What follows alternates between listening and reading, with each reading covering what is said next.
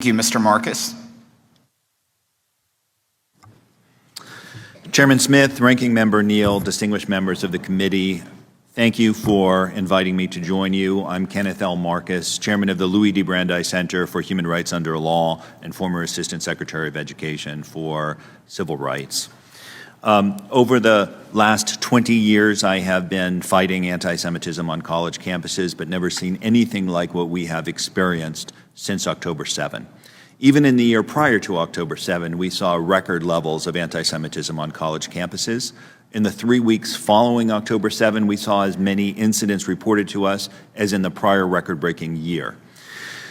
Over the time since then, and in particular since this committee had its last hearing, what we have seen is a spreading of the extreme and violent situation on a handful of campuses throughout this country.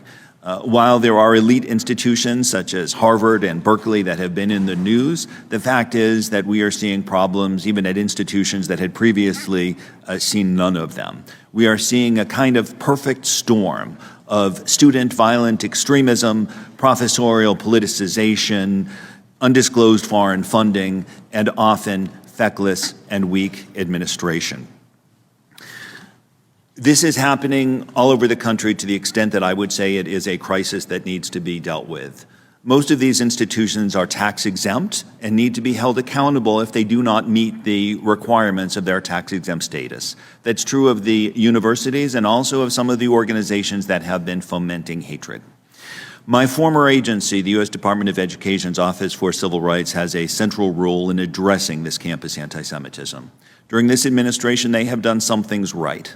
The national strategy from the White House raised awareness of the issue. There has been transparency and also, I would say, a number of cases opened, some of them in a timely manner. At the same time, we've seen no significant policy advances. We've seen extremely slow enforcement of campus anti-Semitism cases. We've seen tools available to the agency that are not being used, such as the possibility of proactive compliance reviews, proactive agency-directed investigations, the possibility of joint investigations by OCR and the Department of Justice, which has been used in prior administrations and could be used here. Lots of different tools that are available that aren't being used, and we'd like to see that changed. Beyond that, we have seen good cases being dismissed in ways that appear to deviate from the law. For example, cases that are being dismissed under Rule 110H of the OCR manual, which allows dismissal in some class actions, but which has been used for dismissals in some non-class action cases. In other words, we are not seeing the sort of enforcement that we would like to see.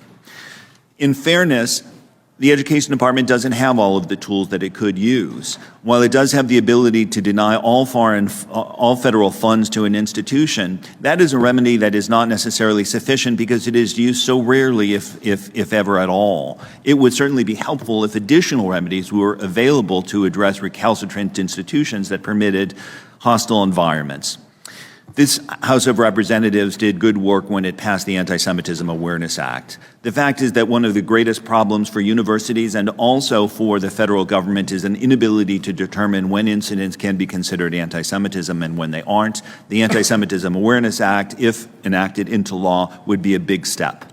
But there are other problems that are still unaddressed. One of the most disturbing problems that we have seen is that when Jewish students try to report anti-Semitism through university grievance programs, they often face retaliation. They are often accused of other sorts of incidents, and those accusations are taken seriously. Retaliatory claims and counterclaims have to be addressed as well. Beyond that, we need to look at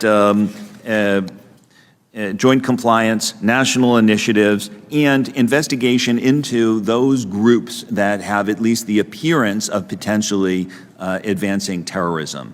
Any university that has a student organization that has indicated a potential support for terrorism should be investigating it, and to the extent that isn't happening, it should be done by the United States federal government.